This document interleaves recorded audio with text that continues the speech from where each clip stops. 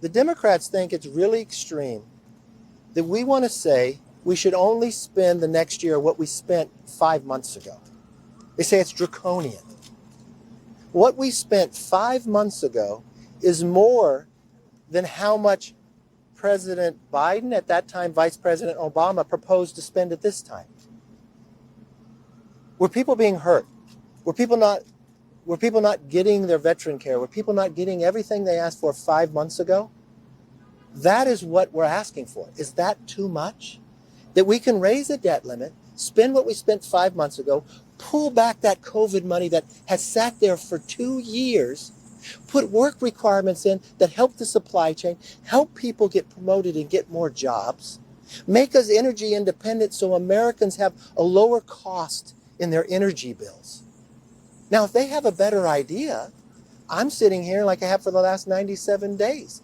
Tell me what it is. Yes. Did you address the argument from the administration that House Republicans want to cut veterans' benefits? And then also, sir, are you confident that if the House Republicans would accept anything less than the House bill if the cuts were lessened? Listen, first of all, cutting the veterans is a lie. Where in the bill does it say we cut veterans? You'll find next week when we do our appropriation bill, we increase the funding to veterans. But this is what I'm talking about. That type of behavior is pure political rhetoric. This is too important issue to play political games with. So if one side's going to sit back and say those type of things, all I'm asking is that we spend the amount of money we spent 5 months ago. Were veterans getting their care 5 months ago? We're actually going to increase. And how the system works, it's just like any other household. You get a certain amount of income in, then you prioritize how you spend it. In our appropriation process, Republicans and Democrats alike will get to sit in committee and decide how much to spend. The difference is that we'll spend what we spent 5 months ago, and we can decide what our priorities. So we'll probably look with a fine-tooth comb. Where is there some waste in government? I'm sure every single American can point a lot out. So we can spend more on the veterans, and we can spend less on the waste. If the president doesn't move, will you, for the sake of the country? Well, this is so great for the sake of the country, and why I wanted to make sure we would never be in a place like this. 97 days ago, I sat in the Oval Office with the president and said, let's find an agreement. When he would not move and he would not negotiate, even though the majority of Americans believe that what you should do. And this isn't the same Biden that was a senator and a vice president who believed that we should negotiate, who always argued that you had to be together. But even though that he wouldn't do that, the House passed a bill to make sure for the American people that we wouldn't get there. And we were able to get, yes, sir. Yes. One, was anything accomplished at today's meeting? One. Two, is this country looking down the road at future generations at 40, 50, 60 trillion dollars in debt? And when does the card max out? Thank you. Well, it's more than that, because when you think about this, and this is what the American public should think about, how do you get in a situation like this? You can put blame on all sides. You spend more money than you bring in. On a 50-year average, we normally spend about 21% of GDP.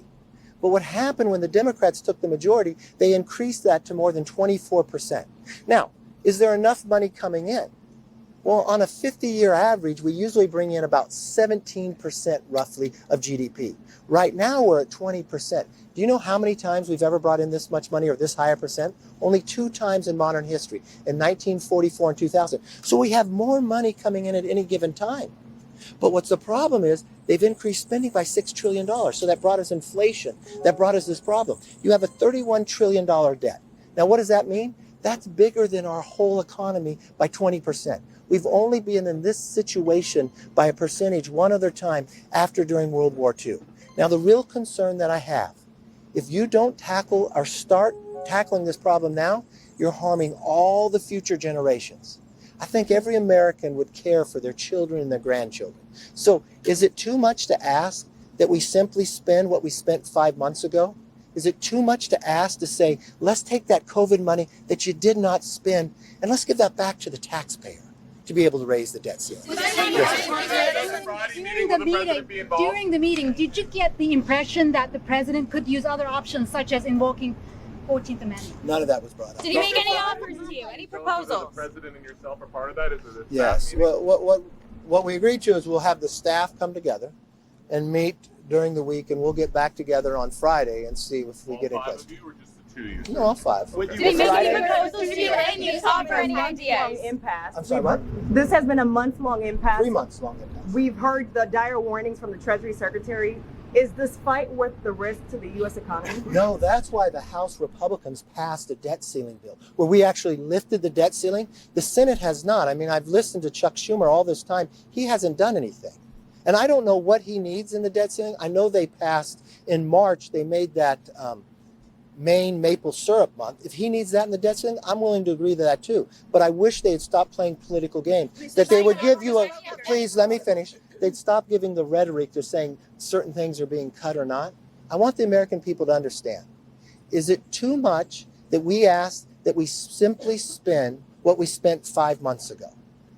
Is it too much to ask that we find waste in government, like that 50 to 60 billion that we spent that no one used for COVID with the pandemic over?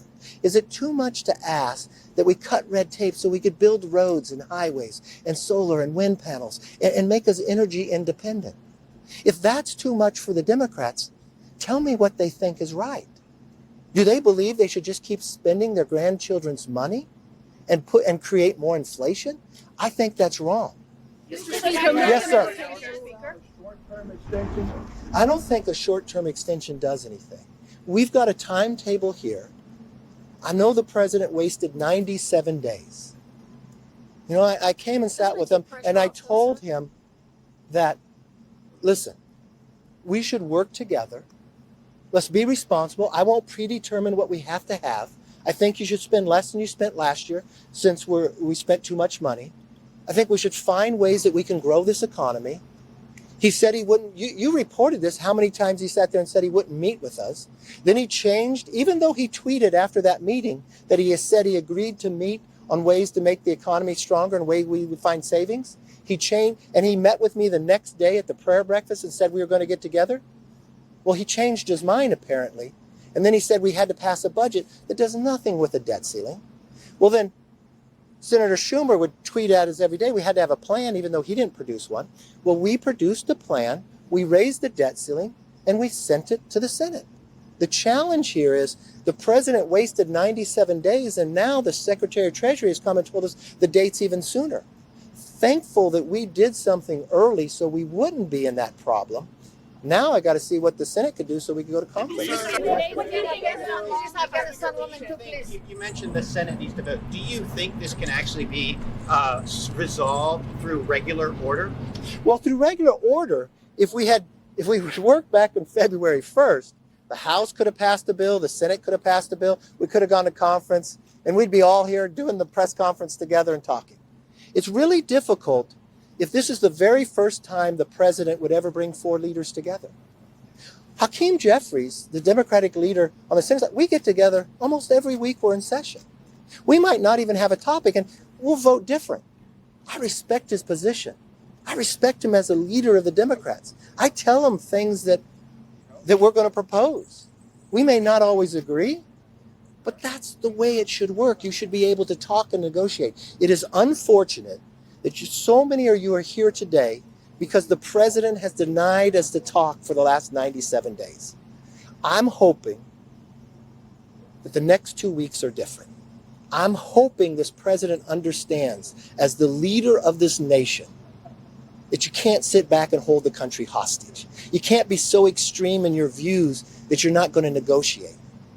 And to the American public, we've been very reasonable. I think spending the amount of money we spent 5 months ago, regardless of whether the president thinks it's cutting or not, is sensible. Every household would do that. Anytime a household has a problem, they would get together as a family and they would decide their priorities. That's all we want to do. And we want to raise the debt limit and we want to make our economy stronger. Thank you all. Have a good day.